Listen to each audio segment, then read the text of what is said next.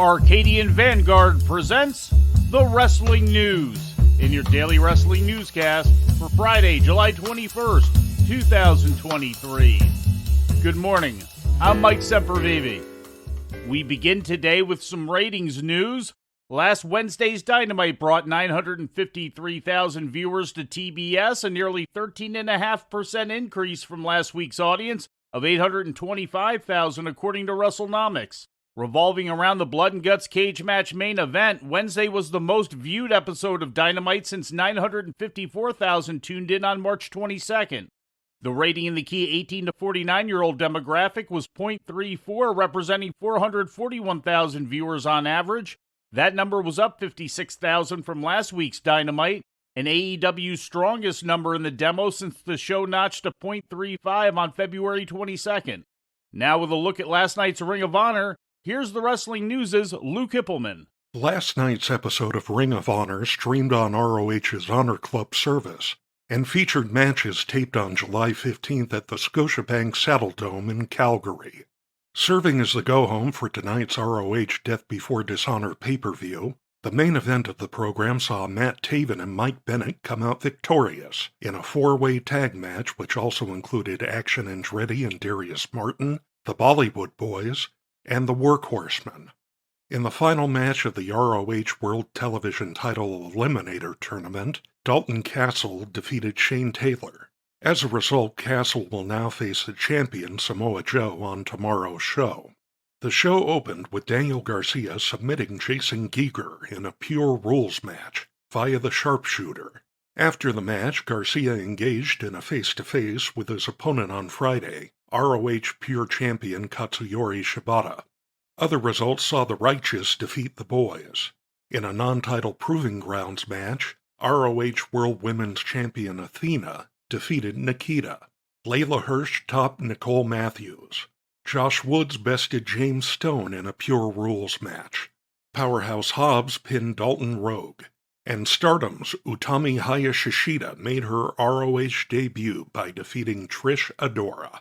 Also announced yesterday were the addition of 3 matches to the main card of tonight's Death Before Dishonor, which will stream at WatchROH.com.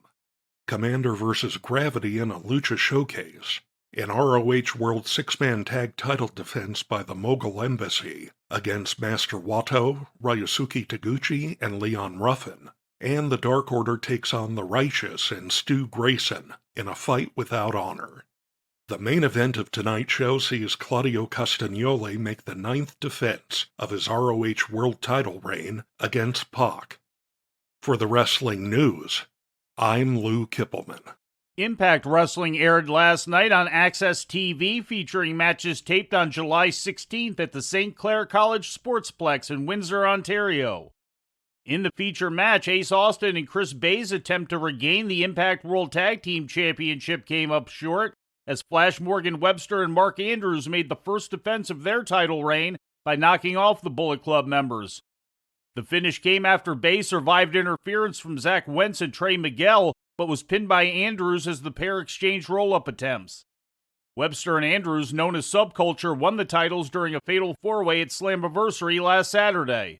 The main event segment of the program saw returning former Impact World Champion Josh Alexander have his in-ring promo interrupted by Impact World Champion Alex Shelley, followed by X-Division Champion Leo Rush and Rush's #1 contender Kushida.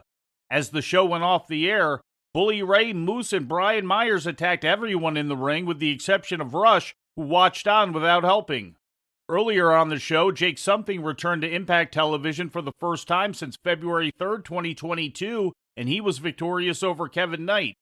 The program opened with a promo by Scott D'Amore, who announced that he was back in the position of Impact President. John Schuyler and Jason Hotch came down and interrupted the promo, leading to D'Amore making a tag team match between the Good Hands and the team of Sami Callihan and Rich Swann, which Callihan and Swann won.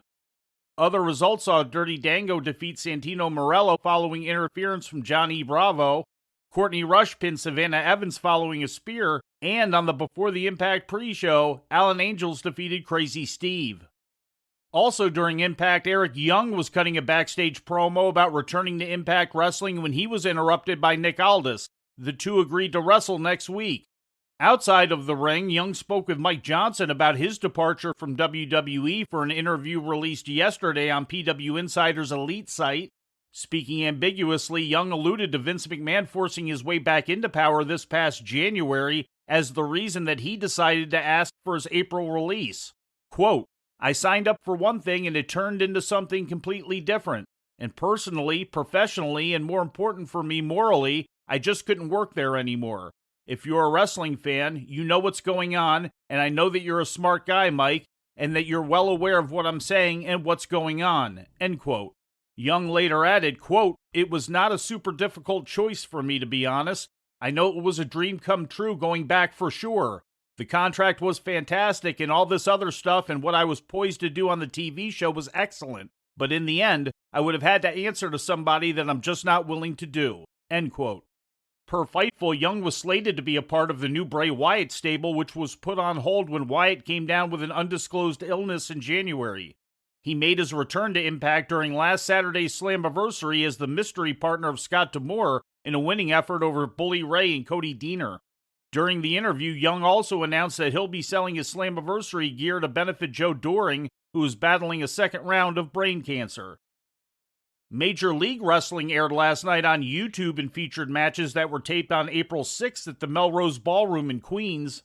The first round of MLW's 2023 Opera Cup kicked off with Davey Boy Smith Jr. defeating Calvin Tankman by submission with a crossface. Next week, Tony Deppen faces Tracy Williams to decide who will face Smith in the final. The only other match on the show saw Billy Starks pin Becca after delivering a senton.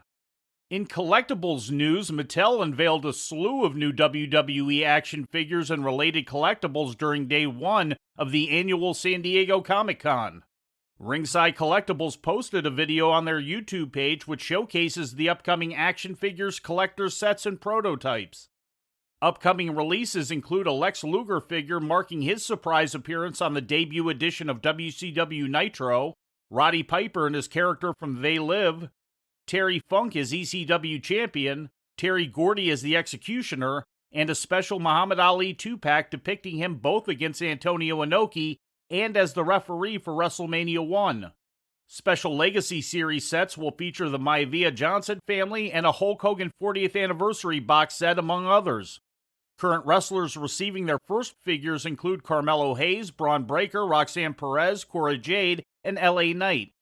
All Elite Wrestling also has a presence at the show as their manufacturer Jazzwares showed off some of their upcoming releases. Notable figures include Owen Hart holding a replica of the Stampede Mid-Heavyweight title, the House of Black stable, and MJF. And we close with a note from Japan. Pro Wrestling Noah ran Shinjuku Face in Tokyo on Thursday, where Hayata made his third defense of the Global Honored Crown World Junior Heavyweight Championship by defeating All Japan World Junior Heavyweight Champion Atsuki Aoyagi in 20 minutes and 13 seconds. Aoyagi's title was not on the line. And before we leave you today, we'd like to remind you that however you consume your content, you can find the wrestling news 24 hours a day and 7 days a week across social media. On Twitter, follow us at Wrestling News AV. Our Facebook page is also Wrestling News AV. The Wrestling News can also be found on the Arcadian Vanguard YouTube page. And for those who utilize Amazon Echo devices, just tell Alexa to play the Wrestling News podcast. And remember to make sure you add podcast at the end.